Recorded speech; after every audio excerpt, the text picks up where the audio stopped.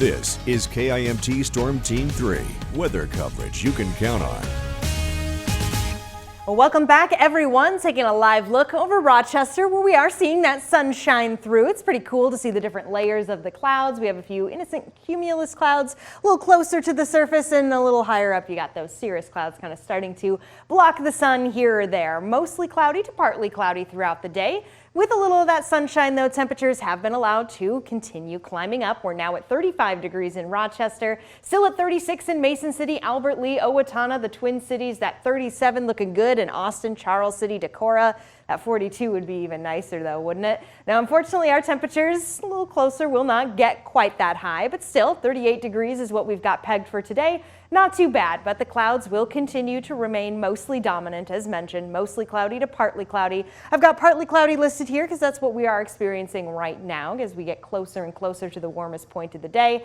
And there it is, that high of 38 degrees. Now, satellite and radar here showing it's difficult to see, but the thinner clouds versus some of the thicker clouds, and also where we're seeing a little bit more of those stratiform cumulus clouds there. Those are pretty cool there. We're seeing that the sun is coming through. It's not completely cloudy across the area, but there are still plenty of clouds to be had as we go through the rest of the day. And as I zoom things out, I mentioned this right before the commercial break, keeping an eye on different portions of the country and where this whole storm is brewing. We've got the south, we've got just a tad bit to the west, and even all the way to the west coast. A lot of things coming together to create this system that could be dropping a fair amount of snow on us. Now, Sky Tracker 3 isn't necessarily going to pick up on that quite yet, but still picking up on a little bit of that sunshine coming through as we head later into the afternoon.